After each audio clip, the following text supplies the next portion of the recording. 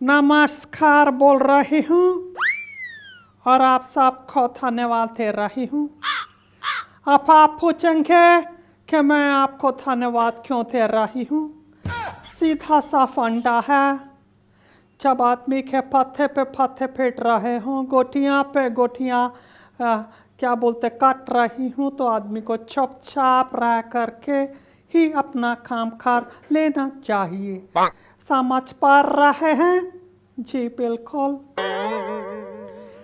जब आपकी खुद की औलाद पर्सनल वाली ही अजीब सी हो तो फिर आप किसी और से क्या उम्मीद कर सकते हो। हमारे वाला तो इतना बड़े वाला है कि क्या ही बताऊं। कभी तो वो कुछ करने लग जाता है। एक्सक्यूज मी, देखा आपने, गॉड भी मुझे ब्लेस कर रहा है लेकिन अपनी औलाद ब्लेस नहीं कर पा रही है, ना बहू से ना बहुमत से। मैंने कहा तेरी माँ की हड्डियाँ बूढ़ी हो गई हैं, पूरी खाकी लगती है।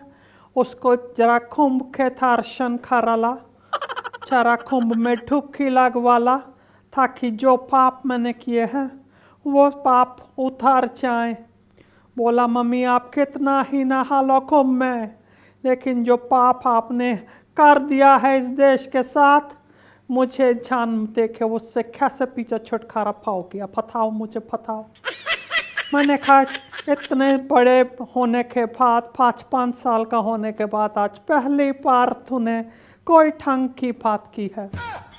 और ये बात सच ही है कि अगर मान लीजिए ये मेरे साथ ना होता तो मैं और साथ आराम से राजनीति को कैरी करती।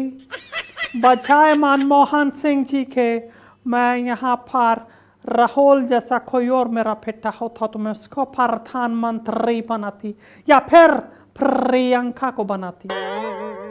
पर क्या कर सकते हैं, विधि का विधान है। जो आपने बुआ है वही आपका चाचा है। ओ सॉरी, गलत लिखा। जो आपने बोया है वही आपको काटना पड़ेगा। तो कुछ गलत बो दिया है, कुछ सफल क्या कहते हैं, कुछ फसल गलत हो गई है।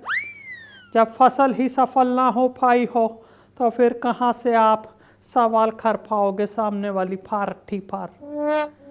मैं सिर्फ ये चाहती हूँ कि अब जब तक मैं जिंदा हूँ तब तक मेरा बेटा इस राजनीति को कैरी करे, क्योंकि राजनीति कैरी करने से उसको यह पता लगेगा कि हमने इतने सालों में पढ़ने लिखने के बाद जो लोग पैसे नहीं कमा पाते वो हमने सिर्फ और सिर्फ इस तरीके की राजनीति करके कमाए हैं।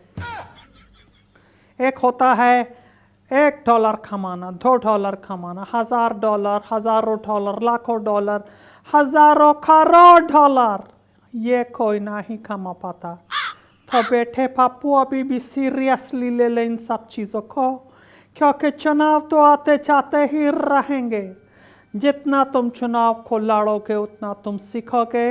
और जैसा कि रिजवान कहता है कि भाई या तो क्या बोलते हैं, या तो हम सीखेंगे या लर्न करेंगे, वही वाली बात है। या तो विन है या लर्न है, तो वो लर्न करना है।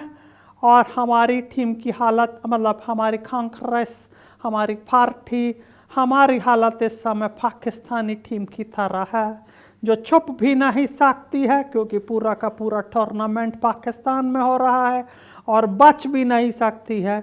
अभी देखा था थोड़े दिन पहले कि जब बाबर जो उनका प्लेयर है एयरपोर्ट पे अंडे पड़े उसको, तो अब अंडे तो हमने बहुत खा लिए, इसलिए हमने चुनाव चिन्ह भी हाथ रखा है कि अंडा कहीं से आता दिखे तो रोक लो। पर अब तुमको ही आगे चलाना है, हिंदुस्तान के अंदर हमारा परचम लहराना है। अब मेरे फेफड़े ज़्यादा नहीं बोल पा रहे हैं तो बाद में बात करती हूँ। नमस्कार।